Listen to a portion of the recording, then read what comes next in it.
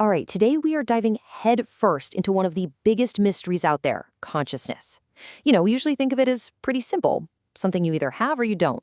But what if that's not the whole story? What if it's way, way deeper than that? Let's get into it.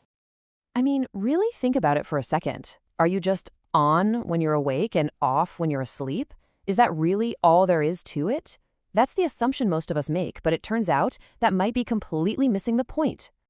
Yeah, instead of a simple switch, the research we're exploring today suggests we should think about consciousness more like a volume dial. You can turn it way up to this intense, vivid focus, or you can turn it way down to just a faint, shallow noticing. It has depth, it has texture.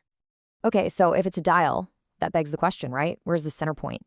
Where does our mind naturally rest when we're not turning that dial up or down? Well, this research points to a really fascinating idea of a mental home base.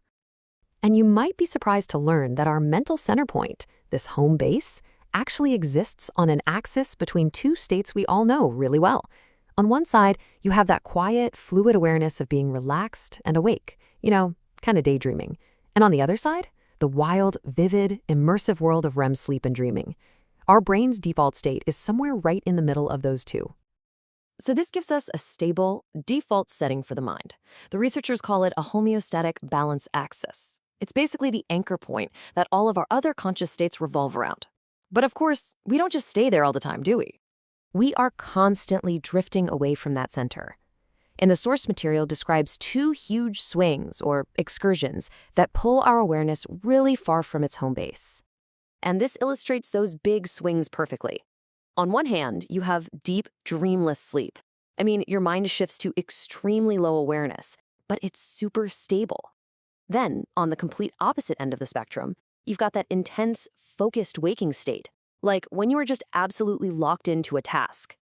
Your awareness is narrow, but it is incredibly intense. Now, there's a scientific term for these big shifts, and it's borrowed from biology, allosteric states. It sounds complicated, but it just means a change in shape or structure that happens around a stable core. So think of it as your consciousness changing its shape dramatically, but it's always doing it in relation to that central balancing point. Okay, so this leads to a pretty mind-blowing question. If consciousness has depth and it drifts from a center, can we, actually measure it? According to this framework, the answer is yes. And the model for doing it is surprisingly elegant. It all boils down to this little function right here. Appearance depth is just a fancy way of saying how vividly something appears in your consciousness. And they say it's a function of three key things: A, F, and R. So let's break down what those actually mean. First up is A for amplitude. And honestly, the easiest way to get this is just to think of it as volume. It's the strength of your brainwaves, the intensity of your feelings. Low amplitude is like a faint whisper of awareness, while high amplitude is like a full-blown symphony of sensory experience. Next, we've got F for frequency. And if amplitude is the volume, then frequency is the tempo of your mind. Are your brain's rhythms kind of slow and loose, like when you're in a dreamy state?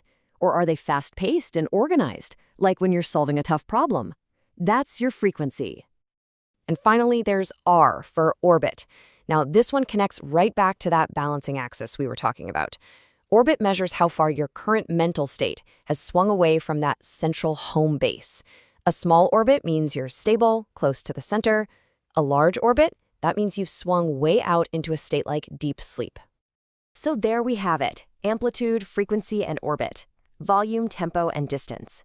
But how do these three ingredients actually mix together in our day-to-day lives? This table lays it out so well. Take a look at shallow noticing, like when you casually see a bird fly by.